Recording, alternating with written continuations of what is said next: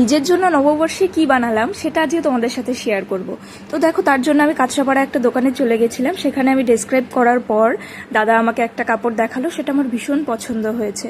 তো এটা দিয়ে বেশ আমি যেমনটা বানাতে চাইছি তেমনটা বানালে বেশ ভালোই লাগবে। তো এটা নিয়ে আমি ডিটেলস কোনো ভিডিও দিলাম না বানানোর, যদি কারো লাগে আমাকে অবশ্যই ইনবক্স করবে। আর ফাইনাল লুকটা দেখে অবশ্যই আমাকে জানাবে তোমাদের কেমন লাগলো। হাই, ঠিকই দেখতে পাচ্ছ, এই যে ড্রেসটা সুন্দর লাল টুকটুকে আমি ড্রেসটা পরেছি, এই ড্রেসটা আমারই বানানো।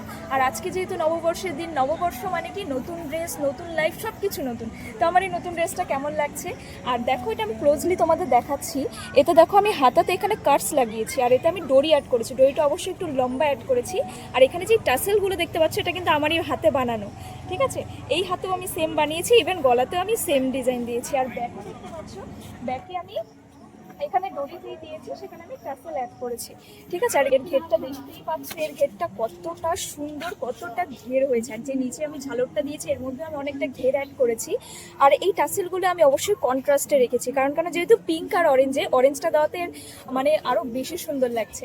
আর অবশ্যই তোমরা আমাকে জানাবে, যারা যারা বানাতে চাও অবশ্যই শেয়ার করো তোমাদের সেই ফ্রেন্ডদের সাথে, যে যারা যারা বানাতে চায়। আমি কিন্তু খুব রিজনেবল প্রাইসের মধ্যে বানাই, তারা দ্রুত আমার সাথে কন্ট্যাক্ট করে নাও। আর তোমরা তোমাদের নিজেদের মতো কাস্টমাইজ যে কোনো ডিজাইন দিতে পারো, সেটা আমি বানিয়ে দেবো। তো ভিডিওটা কেমন লেগেছে অবশ্যই আমাকে কমেন্ট করে জানাবে। টাটা, দেখা হচ্ছে অন্য কোনো ভিডিওতে। টাটা।